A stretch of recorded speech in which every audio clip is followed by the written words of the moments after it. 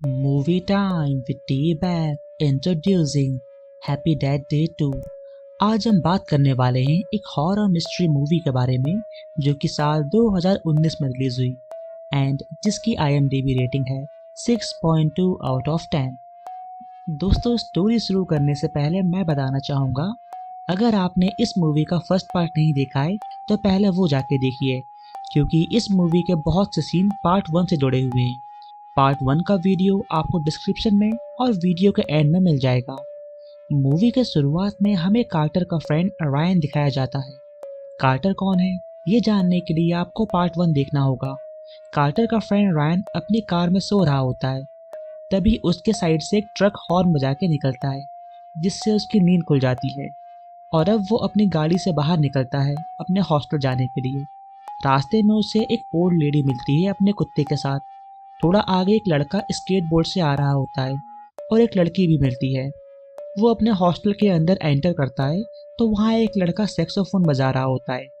Ryan अब अपने room जाता है तो वहाँ कार्टर और ट्री होते हैं। कार्टर और ट्री की स्टोरी जानने के लिए भी आपको पार्ट 1 देखना होगा। वहीं अब रायन को उसके फ्रेंड समर का फोन आता है। दरअसल रायन अपने थीसिस के लिए एक प्रोजेक्ट पर काम कर रहा होता है अपने दोस्तों के साथ, जिससे वो टाइम को स्लो कर सके। रायन की मशीन काम नहीं करती क्योंकि उसमें बहुत से एल्गोरिदम होते हैं।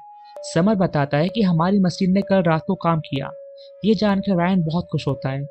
वो और उसके दोस्त एल्गोरिदम चेक करते हैं, तभी उनके कॉलेज का डीन वहाँ आ जाता है और बोलता है बंद करो ये प्रोजेक्ट, क्योंकि इसकी वजह से पूरी जगह की लाइट चली गई है, बल्ब भी फूट गए हैं।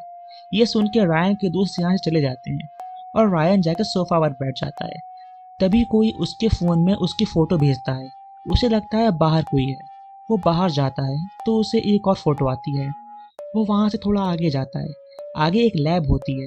उसे लगता है वहाँ उसके दोस्त हैं और वो मजाक कर रहे हैं। वो लैब के अंदर जाता है। उसे लगता है गेट के पीछे कोई है, पर वहाँ समर आता है और बोलता है तुम यहाँ क्या कर रहे हो। और इसी बीच पीछे से बेबी फेस मास्क पहना आदमी रायन को चाकू मार देता है और रायन की नींद खुल जाती है। रायन कार में ही होता है। उसे लगता है ये सपना था। तभी उसके बगल से वही ट्रक निकलता है जो पहले निकला था। वो अपने हॉस्टल की ओर जाता है और रास्ते में वही लेडी, वही स्केटबोर्ड वाला लड़का और एक लड़की भी मिलती है। हॉस्टल के अंदर जाते ही एक लड़का सैक्सोफोन बजा रहा होता है। रायन अब अपने रूम में जाता है और वहाँ कार्टर और ट्री होते हैं। वो कार्टर को बोलता है मुझे ऐसा लग रहा है ये पहले भी हो चुका है।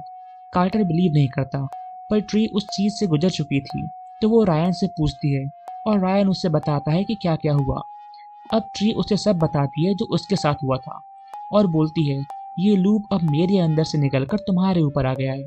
अब ट्री, कार्टर और रायन उसी लैब में जाते हैं जहाँ रायन को बेबी फेस मास्क वाले ने मारा था, बट इस बार वहाँ कोई नहीं होता। अब सभी लोग वहाँ से कैंटीन जाते हैं और वहाँ ट्री की बहन डैनियल आती है और वो ट्री को बोलती है कि तुम मीटिंग में नहीं आई, और वो चली जाती है।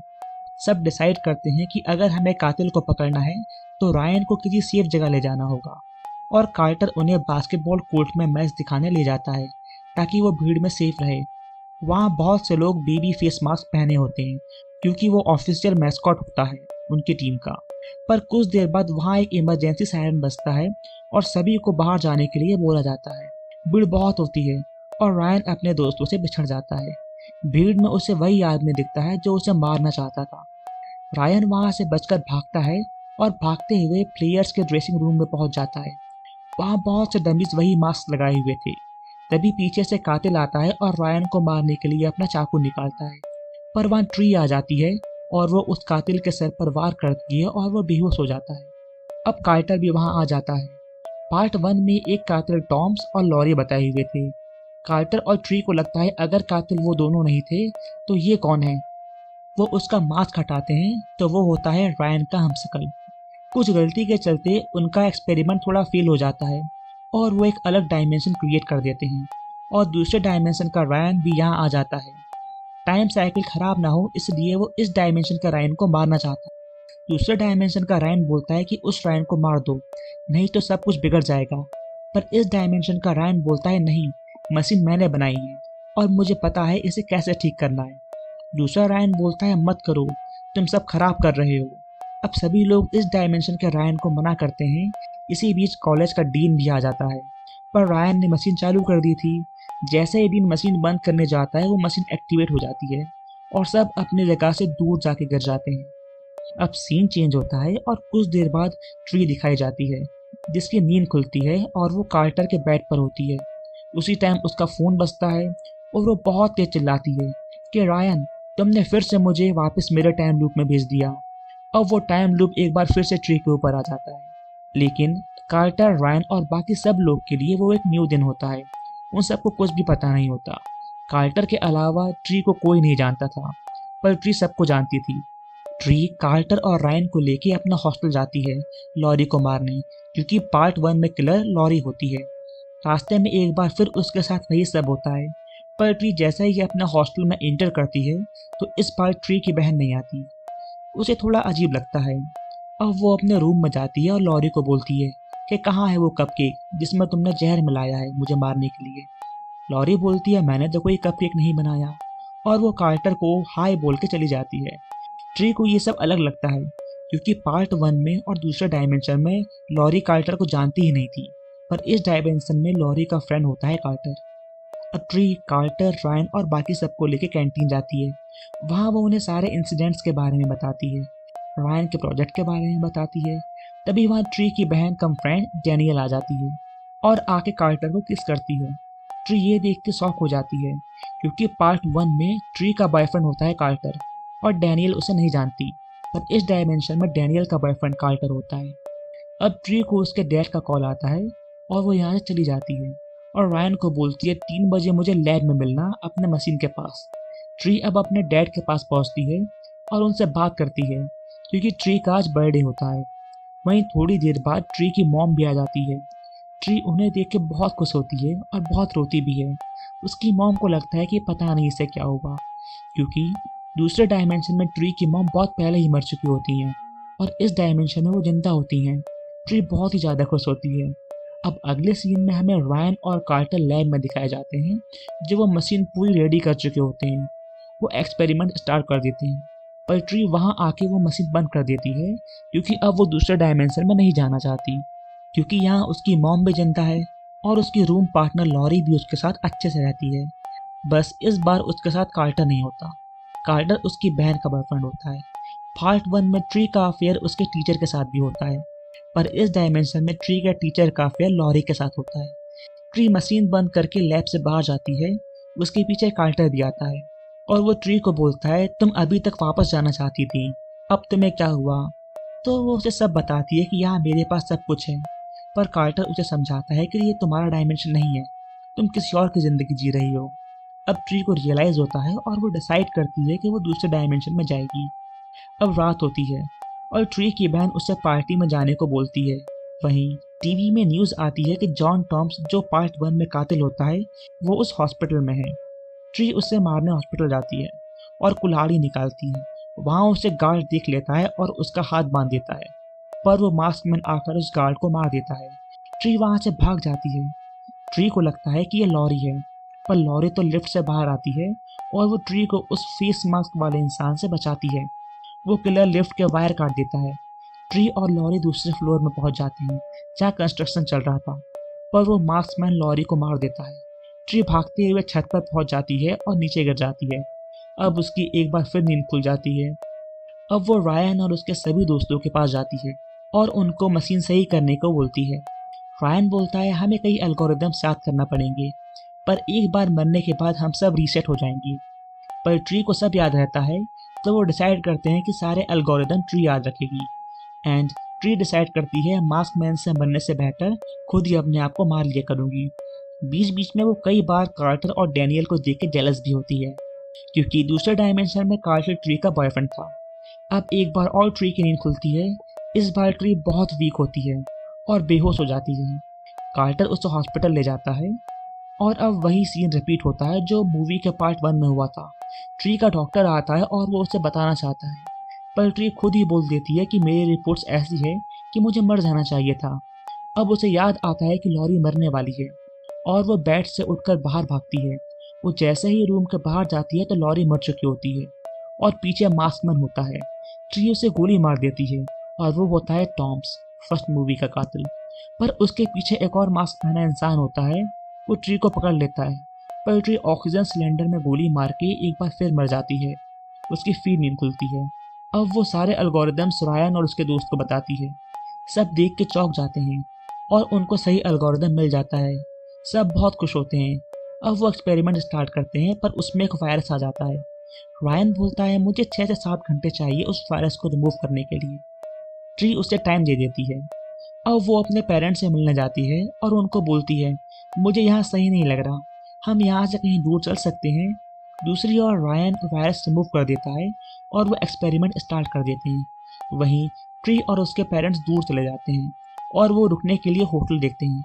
रास्ते में ट्री को एक सब स्टेशन दिखता है। कार्टर को पता होता है कि लॉरी को खतरा है, ट्री ने बताया था, तो वो हॉस्पिटल जाता है, पर वहाँ मार्क्समैन पहले से ही होता है। ट्री अब न्यूज़ में देखती है कि हॉस्पिटल में एक हादसा हुआ और उसमें 3 लोग मारे गए, एक नर्स, एक गार्ड और कार्टर। ट्री रायन को फ़ोन करती है, पर वो फ़ोन नहीं उठाता। ट्री वहाँ से गाड़ी लेके चली जाती है। दूसरी ओर रायन ने एक्सपेरिमेंट स्टार्ट कर दिया था। ट्री उसको रोकना चाहती थी, नहीं तो कार्टर हमेशा के लिए मर जाता। रायन की मशीन स्टार्ट हो जाती है। ट्री को याद आता है रास्ते में एक सब स्टेशन था और वो तेज स्पीड में कार ट्रांसफार्मर में ठोक देती है और वो मर जाती है। अब एक बार फिर उसकी नींद खुलती है। अब वो फिर एक बार रायन के पास जाती है और बोलती है मुझे थोड़ा टाइम चाहिए, जब तक तुम मशीन ऑन करो। ट्री अपने हॉस्टल जाती है और लोरी से मिलती है। वो उसे समझाती है कि एक शादीशुदा इंसान से रिलेशन सही नहीं होता, क्योंकि मैं रह चुकी हूँ। लॉरी का अफेयर ट्री के टीचर के साथ होता है, जिसके साथ दूसरे डायमेंशन में ट्री का अफेयर था। ट्री अब मॉम के पास जाती है और उनसे अपनी बातें करती है, क्योंकि इसके बाद वो अपने डायमेंशन में जाने वाली होती है। मॉम से मिलने के बाद अब ट्री रायन, कार्टर और बाकी सबके पास जाती है। अब वो मशीन ऑन कर देते हैं और टाइमर चलना शुरू हो जाता है। जैसे ही 10 सेकंड बचते हैं, वहाँ रायन के कॉलेज का डीन आ जाता है। वो मशीन का प्लग निकाल देता है और एक्सपेरिमेंट रुक जाता है। डीन अपने गार्ड के साथ मशीन अपने साथ ले जाता है और बोलता है अब मैं उसे रूम में ले जाकर लॉक कर दूंगा। अब सब मिलकर प्लान बनाते हैं कि हम मशीन वहाँ से वापस कैसे लेके आए। वो सब एक प्लान बनाते हैं। एक्सपेरिमेंट रूम से लेकर जहाँ मशीन रखी है उसके बीच डीन का रूम पड़ता है। वो डैनियल को अंधी लड़की होने का बोलते हैं कि वो अंधी बन के डीन के रूम में जाए और वहाँ से कीज लेके आए, जिससे वो मशीन लेकर निकल सकें। जैसे तैसे वो चाबी लेकर मशीन बाहर निकाल देते हैं और डैनियल को चाबी वापस कर देते हैं।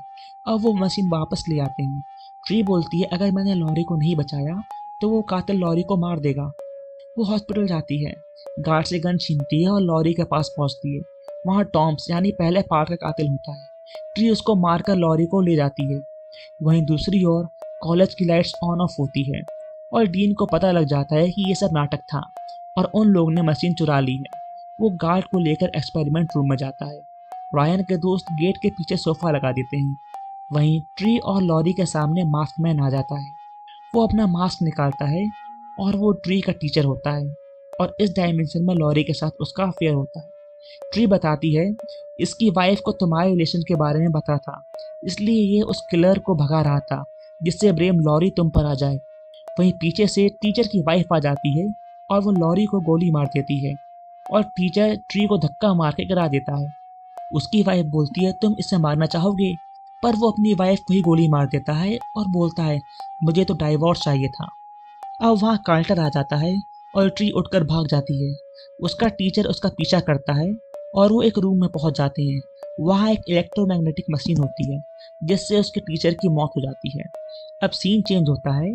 लॉरी को स्ट्रेचर में ले जाते हैं ट्रीटमेंट के लिए। वहाँ कार्टर और ट्री दोनों होते हैं। अब दूसरी ओर डीन और गार्ड्स एक्सपेरिमेंट रूम में चले जाते हैं।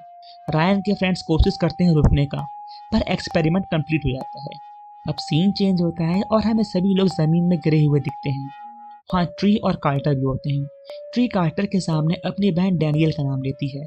कार्टर बोलता है कौन? इसका मतलब ट्री अब सही डायमेंशन में आ जाती है। और इस मूवी का दी एंड। आखिर में एक सीन दिखाया जाता है जहाँ एक साइंटिस्ट आते हैं। रायन, कार्टर, ट्री और उसके फ्रेंड को ले जाते हैं अपने लैब में। वहाँ रायन की मशीन होती है।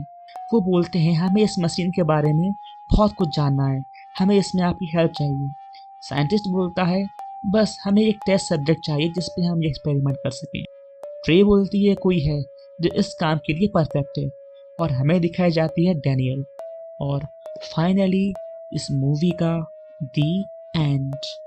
तो गाइस वीडियो कैसा लगा कमेंट में ज़रूर बताइएगा एंड अगर चैनल पर नए हो तो सब्सक्राइब कीजिएगा एंड अगर वीडियो अच्छा लगा हो तो लाइक कीजिएगा। Signing off.